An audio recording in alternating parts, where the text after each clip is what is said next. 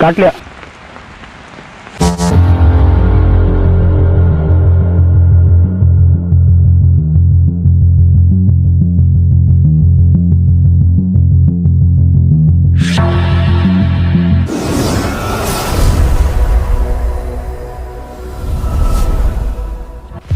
अस्सलाम वालेकुम, नमस्ते, सत श्री अकाल।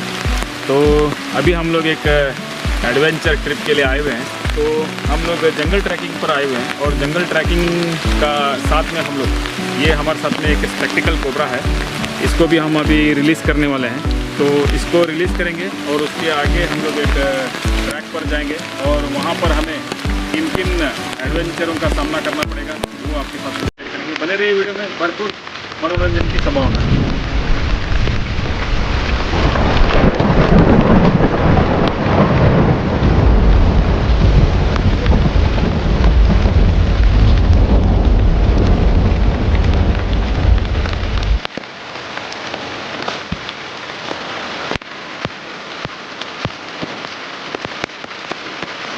एक पेड़ जो है बहुत ही यूज़फुल है, जिससे कि फर्नीचर वगैरह बनाया जाता है।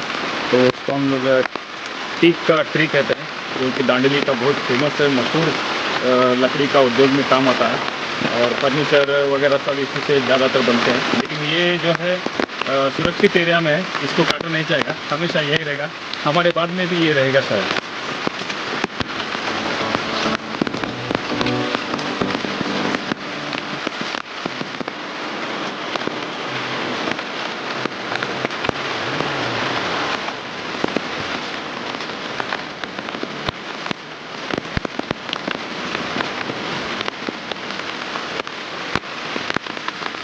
तो अभी मेरे जितने भी फ्रेंड सर्कल मेरे जो साथ में ट्रैकिंग के लिए आए हुए हैं, तो उनका परिचय कराना मैं अच्छा समझता हूँ। अभी हमारे साथ में हमारे कैमरामैन है गेरशोन और फैज़ल खान, बाद में फिर ये हमारे अंकल हैं और ये इनके लड़के जफ़र।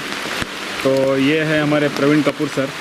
तो यहाँ रुकने का मकसद ये है, मेन मकसद ये है कि आज से करीबन 2 साल या 3 साल पहले इधर मैंने एक किंग कोबरा को रेस्क्यू किया था, जो कि कम से कम 14 फीट का था, बहुत बड़ा था और वो बहुत ही मशहूर वीडियो हो गया था, जिसको आपने देखा है मेरे चैनल पर।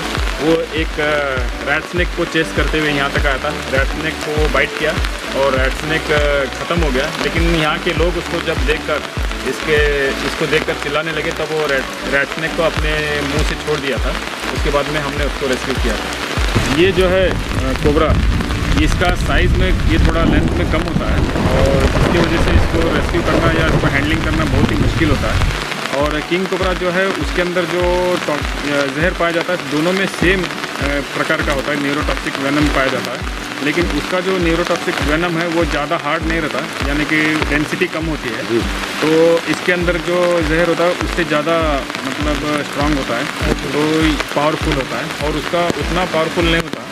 लेकिन फिर भी उसका जो जहर इंजेक्ट करने का जो तरीका होता है वो हर किसी सांप से बहुत ज़्यादा खतरनाक होता है। वो अगर एक बार किसी को काट ले तो 1 स्पून के बराबर में जहर इंजेक्ट कर देता है। इसकी क्वांटिटी ज़्यादा होती है, जिससे कि एक 30 हाथियों की जान जा सकती है और इंसानों की तो बात अलग है।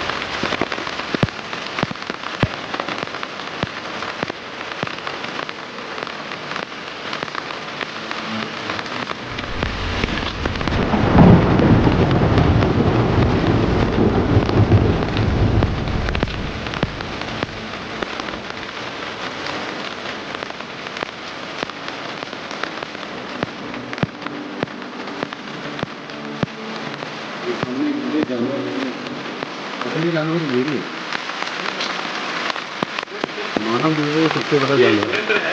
अच्छा, मानव है इधर पे। कैसे वीरेंद्र? तो सुरेंद्र ने अभी फिशिंग के लिए जाला लगाया था सर। मछली खुशी की बात यह है कि मछली नहीं फंसी। हाँ फिर फुर रहे तो इन्होंने मछलियों को रेस्क्यू कर दिया। तो बेचारा मेरे बारे में क्या सोच रहा होगा कि खुशी मैंने बनाई, मछली नहीं। रेस्क्यू है।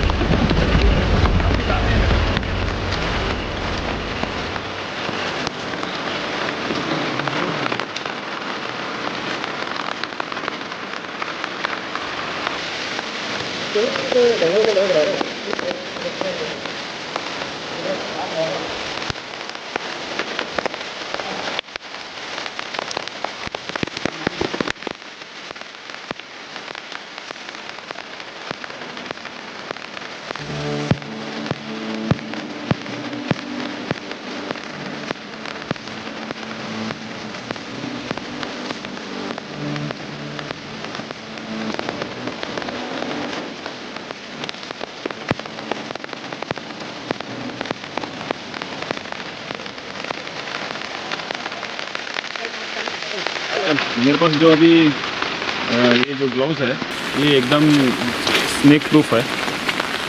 ये चमड़े का ग्लव्स है, आप देख सकते हैं। मैं इसको एक बार बाहर निकालूंगा और इसको इसके ऊपर बैठ जाए ये मैं कोशिश करूंगा।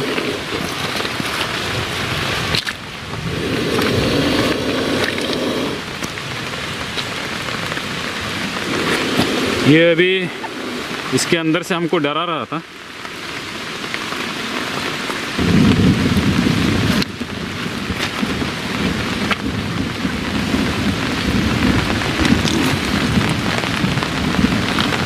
ये बाहर आने की कोशिश नहीं कर रहा।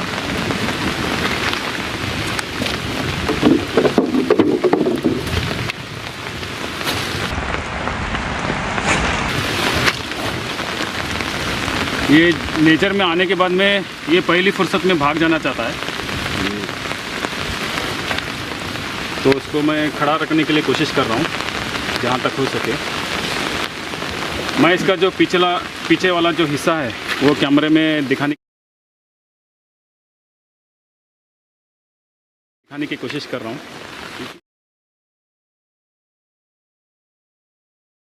इसी वजह से इसे स्पेक्टिकल कोबरा कहते हैं। सपने जैसा दिखता है ये देखिए, डरा हुआ है। हाँ ये डरा हुआ है बिल्कुल। और इस बार देखिए आप किस तरह से ये जब फन उठाता है अपना, तो ये फन उठाने का मतलब होता है कि